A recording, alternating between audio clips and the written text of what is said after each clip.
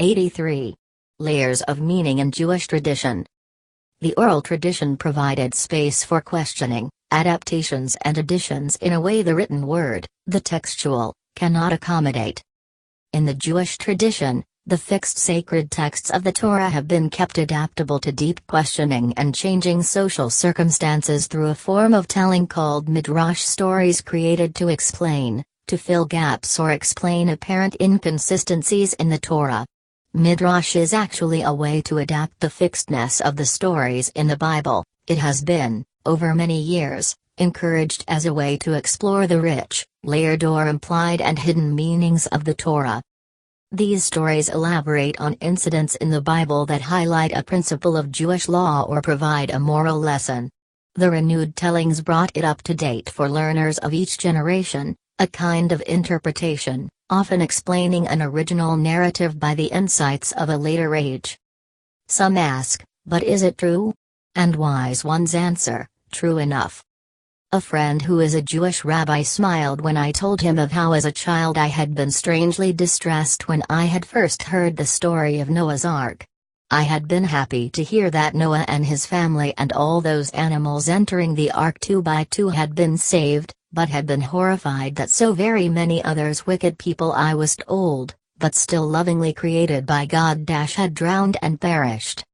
He told me of a midrash that had helped him, a story that allowed me to form a new perspective. In the biblical narrative, fleeing from the Egyptian army, Moses led his people to freedom, but the expanse of the Red Sea blocked their path. Moses prayed, and with God's intervention, the sea miraculously split and the Jewish people walked safely to the other side. But their enemies who had followed them died, engulfed by the waters as the waves closed in. The relieved and grateful Jewish people danced in celebration and sang in praise of God. And we are told that in heaven too, the angels broke into song.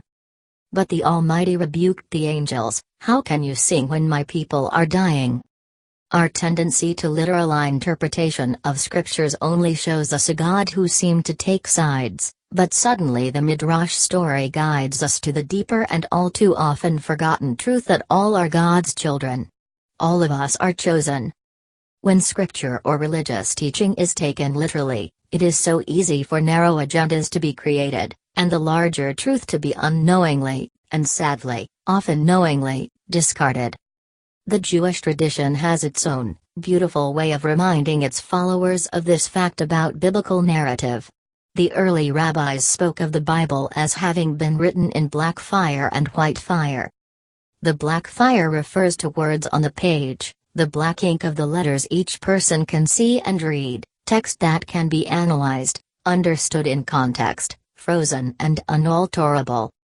Words can mean many things. They can point to a partial truth, or leave out other equally true aspects. This is where we need the white fire, the space between and around the words, even the space between the letters, where truth usually resides. We are invited to warm ourselves at both fires,